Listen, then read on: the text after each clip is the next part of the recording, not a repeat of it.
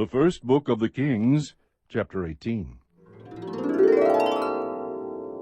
Now it happened after many days that the word of the Lord came to Elijah in the 3rd year, saying, Go show yourself to Ahab, and I will send rain on the face of the earth. So Elijah went to show himself to Ahab. Now the famine was severe in Samaria. Ahab called Obadiah, who was over the household.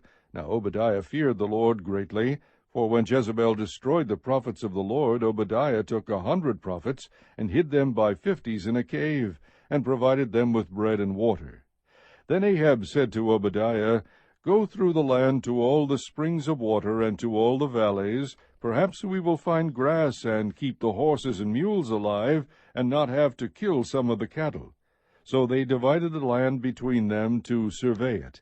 Ahab went one way by himself, and Obadiah went another way by himself. Now as Obadiah was on the way, behold, Elijah met him. And he recognized him, and fell on his face, and said, Is this you, Elijah, my master? He said to him, It is I. Go, say to your master, Behold, Elijah is here. He said, What sin have I committed, that you are giving your servant into the hand of Ahab to put me to death? As the Lord your God lives, there is no nation or kingdom where my master has not sent to search for you.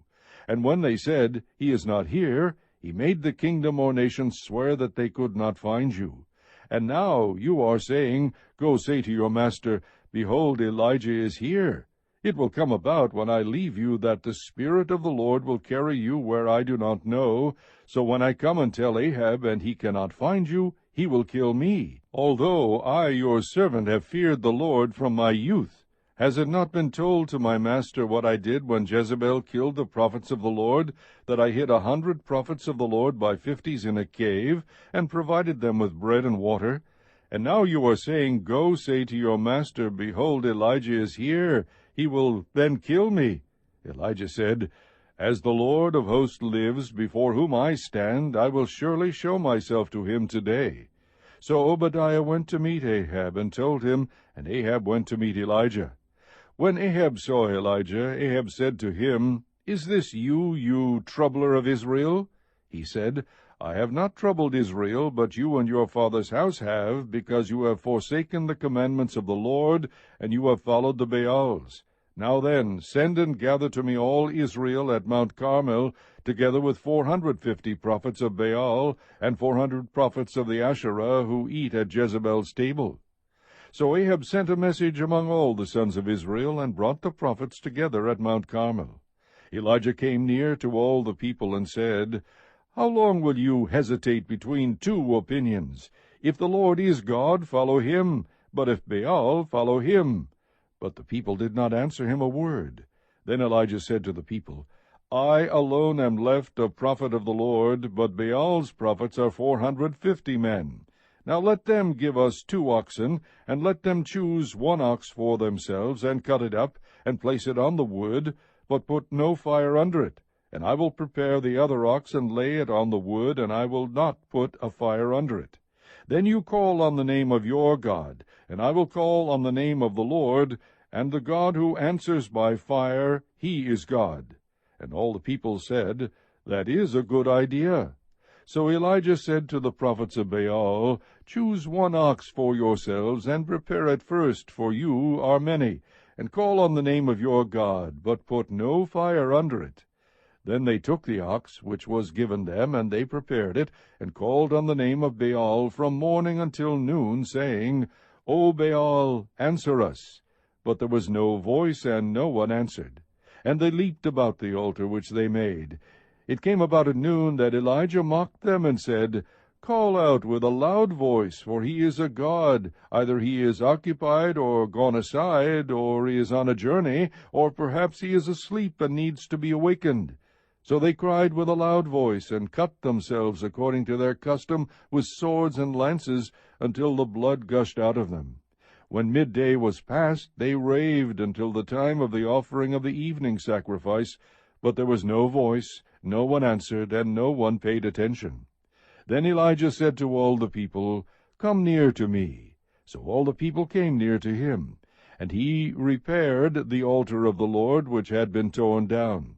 Elijah took 12 stones according to the number of the tribes of the sons of Jacob, to whom the word of the Lord had come, saying, Israel shall be your name. So with the stones he built an altar in the name of the Lord, and he made a trench around the altar, large enough to hold 2 measures of seed. Then he arranged the wood, and cut the ox in pieces, and laid it on the wood. And he said, Fill 4 pitchers with water, and pour it on the burnt offering and on the wood. And he said, Do it a second time. And they did it a second time. And he said, Do it a third time. And they did it a third time. The water flowed around the altar, and he also filled the trench with water.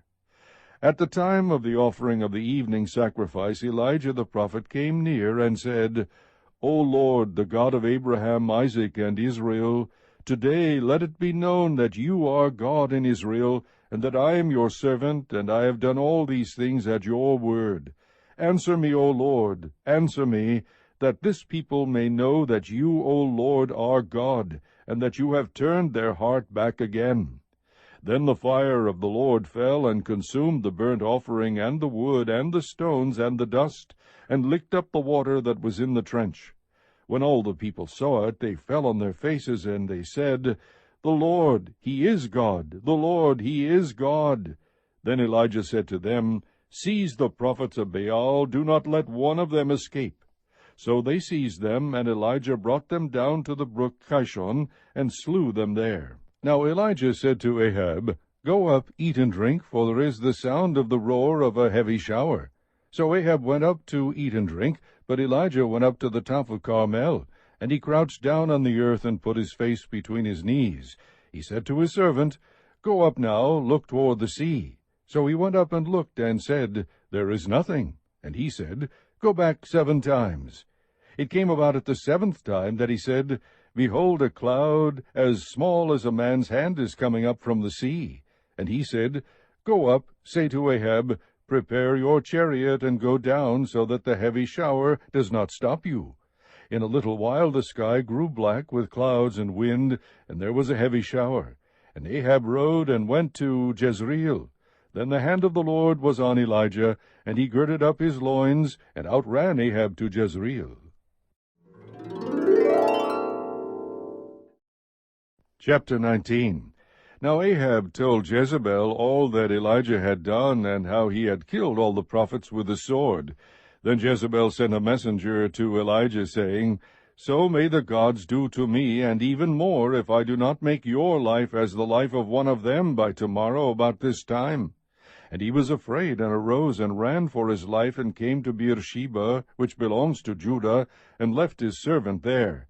But he himself went a day's journey into the wilderness, and came and sat down under a juniper tree, and he requested for himself that he might die, and said, It is enough now, O Lord, take my life, for I am not better than my fathers. He lay down and slept under a juniper tree. And behold, there was an angel touching him, and he said to him, Arise, eat. Then he looked, and behold, there was at his head a bread cake baked on hot stones, and a jar of water. So he ate and drank, and lay down again. The angel of the Lord came again a second time, and touched him, and said, Arise, eat, because the journey is too great for you. So he arose and ate and drank, and he went in the strength of that food 40 days and 40 nights to Horeb, the mountain of God. Then he came there to a cave, and lodged there.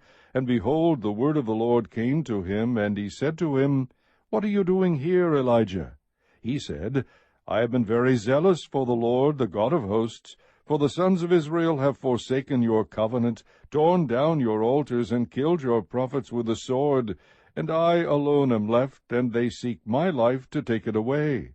So he said, Go forth and stand on the mountain before the Lord. And behold, the Lord was passing by. And a great and strong wind was rending the mountains, and breaking in pieces the rocks before the Lord. But the Lord was not in the wind. And after the wind an earthquake, but the Lord was not in the earthquake. After the earthquake a fire, but the Lord was not in the fire. And after the fire a sound of a gentle blowing. When Elijah heard it, he wrapped his face in his mantle, and went out, and stood in the entrance of the cave. And behold, a voice came to him, and said, What are you doing here, Elijah? Then he said, I have been very zealous for the Lord, the God of hosts, for the sons of Israel have forsaken your covenant, torn down your altars, and killed your prophets with the sword. And I alone am left, and they seek my life to take it away. The Lord said to him, Go, return on your way to the wilderness of Damascus, and when you have arrived, you shall anoint Hazael king over Aram, and Jehu the son of Nimshi you shall anoint king over Israel. And Elisha the son of Shaphat of Abel-Meholah you shall anoint as prophet in your place. It shall come about, the one who escapes from the sword of Hazael, Jehu shall put to death, and the one who escapes from the sword of Jehu, Elisha shall put to death. Yet I will leave 7,000 in Israel, all the knees that have not bowed to Baal, and every mouth that has not kissed him. So he departed from there, and found Elisha the son of Shaphat, while he was plowing with 12 pairs of oxen before him, and he with the 12th. And Elijah passed over to him, and threw his mantle on him. He left the oxen, and ran after Elijah, and said, Please let me kiss my father and my mother, then I will follow you. And he said to him, Go back again, for what have I done to you? So he returned from following him, and took the pair of oxen, and sacrificed them, and boiled their flesh with the implements of the oxen, and gave it to the people, and they ate. Then he arose and followed Elijah, and ministered to him. Chapter 20. Now Benhadad king of Aram gathered all his army, and there were 32 kings with him, and horses and chariots. And he went up and besieged Samaria, and fought against it. Then he sent messengers to the city to Ahab king of Israel, and said to him, Thus says Benhadad, Your silver and your gold are mine. Your most beautiful wives and children are also mine. The king of Israel replied, It is according to your word, my lord, O king, I am yours, and all that I have. Then the messengers returned and said, Thus says Benhadad, Surely I sent to you, saying, You shall give me your silver and your gold, and your wives and your children. But about this time tomorrow I will send my servants to you, and they will search your house and the houses of your servants, and whatever is desirable in your eyes they will take in their hand and carry away. Then the king of Israel called all the elders of the land, and said, Please observe and see how this man is looking for trouble, for he sent to me for my wives and my children and my silver and my gold, and I did not refuse him. All the elders and all the people said to him, Do not listen or consent. So he said to the messengers of Benhadad, Tell my lord the king, all that you sent for to your servant at the first I will do, but this thing I cannot do. And the messengers departed, and brought him word again. Benhadad sent to him, and said, May the gods do so to me, and more also, if the dust of Samaria will suffice for handfuls for all the people who follow me. Then the king of Israel replied, Tell him, Let not him who girds on his armor boast like him who takes it off. When Benhadad heard this message, as he was drinking with the kings in the temporary shelters, he said to his servants, Station yourselves. So they stationed themselves against the city. Now behold, the prophet approached Ahab king of Israel, and said, Thus says the Lord, Have you seen all this great multitude? Behold, I will deliver them into your hand today, and you shall know that I am the Lord. Ahab said, By whom? So he said, Thus says the Lord, By the young men of the rulers of the provinces. Then he said, Who shall begin the battle? And he answered, You. Then he mustered the young men of the rulers of the provinces, and there were 232, and after them he mustered all the people, even all the sons of Israel, 7,000. They went out at noon, while Benhadad was drinking himself drunk in the temporary shelters with the 32 kings who helped him. The young men of the rulers of the provinces went out first, and Benhadad sent out, and they told him, saying, Men have come out from Samaria. Then he said, If they have come out for peace, take them alive, or if they have come out for war, take them alive. So these went out from the city, the young men of the rulers of the provinces, and the army which followed them. They killed each his man, and the Arameans fled, and Israel pursued them, and Benhadad king of Aram escaped on a horse with horsemen. The king of Israel went out and struck the horses and chariots, and killed the Arameans with a great slaughter. Then the prophet came near to the king of Israel, and said to him, Go, strengthen yourself, and observe and see what you have to do. For at the turn of the year the king of Aram will come up against you. Now the servants of the king of Aram said to him, Their gods are gods of the mountains, therefore they were stronger than we. But rather let us fight against them in the plain, and surely we will be stronger than they. Do this thing, remove the kings each from his place, and put captains in their place, and muster an army like the army that you have lost, horse for horse, and chariot for chariot. Then we will fight against them in the plain, and surely we will be stronger than they. And he listened to their voice, and did so. At the turn of the year Benhadad mustered the Arameans, and went up to Aphek to fight against Israel. The sons of Israel were mustered, and were provisioned, and went to meet them. And the sons of Israel camped before them like 2 little flocks of goats.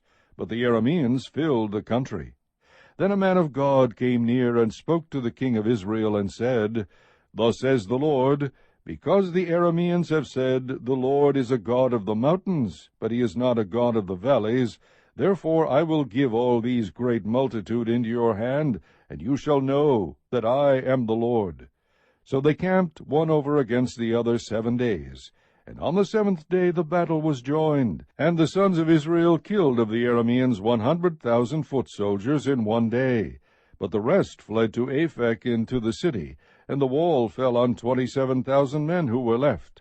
And Benhadad fled, and came into the city into an inner chamber.